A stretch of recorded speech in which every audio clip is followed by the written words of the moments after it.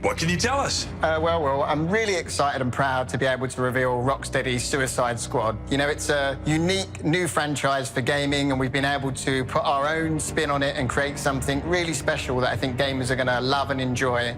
Obviously, it's brought to you by the team that created Arkham Asylum, Arkham City, and Arkham Knight. And in fact, this is a continuation of the Arkham verse. So a lot of the through threads and the storylines you're going to see come to fruition in this game. So we've been able to combine all of that core DNA with some really great, unique innovations and create what we think is going to be a totally original gameplay experience. Okay, well, that's awesome. But let me just ask you this. Why this game? Why Suicide Squad? Well, when we're starting any game, Rocksteady games are all about a character-driven game. You know, it's all about that kind of heart and soul of the characters that we want to bring to life. So we worked with DC, we looked at, you know, all the different properties, all the different great characters that they have. And Suicide Squad really spoke to us because of how fascinating these flawed characters are and the fact that it's fusing all of these characters together. When you're creating a game, you're creating a universe and you want to build it with real heart and soul inside it. And that's what really inspired us to make the Suicide Squad game, because you know, DC have this fantastic roster of villains, and being able to actually play these villains and see the interaction and life between them is something that got us really energized and excited. I guess for me, my biggest question, and really probably everybody's biggest question that they want to know is, and no offense, but what is wrong with you, man?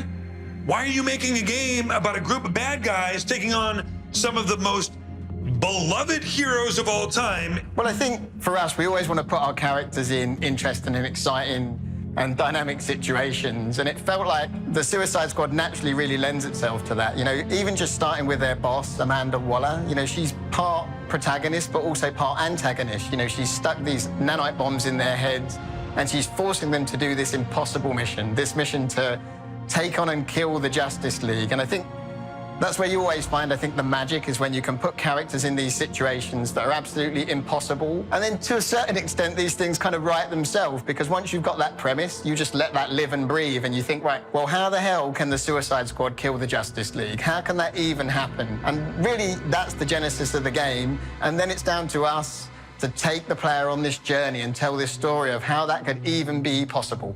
Hearing that, let's get into it. Let's get into the nitty-gritty, the stuff that the hardcore gamers like me want to know. Exactly what kind of game is this? What am I doing in this game? So the game is a hybrid of Rocksteady's experience in bringing characters like Batman to life, that superhero empowerment, combined with really powerful, awesome gunplay. So the superhero empowerment, I guess supervillain empowerment here, is looking at each one of the individual squad members and looking at what's unique about them and transferring this into this really powerful gameplay and using, again, those skills and techniques that we've learned over the years, but actually adding more richness and depth to each of them. So each one of them has a richer move set, more things you can do, and more skill required to master them than you even had with Batman. So to do that across the spectrum of Suicide Squad members has been something that's been really enjoyable, and I'm really proud of what the team have achieved there.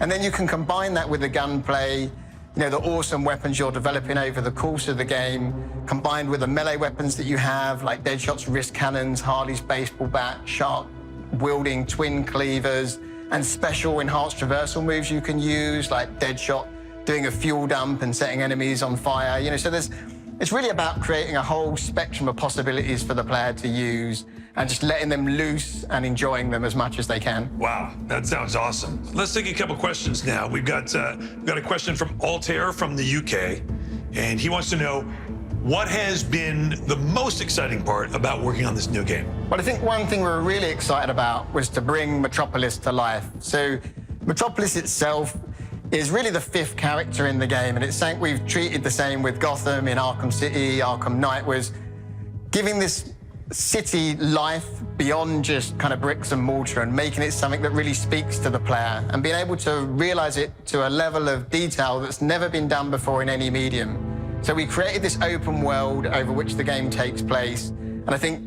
it's really a love letter from us to DC fans. I think they're going to love it and really enjoy it, and it's something that I'm really proud of. The team have done a phenomenal job with that. We have another question here, also from the UK, which is, you're from the UK, and both questions are from the UK, so somebody do the math.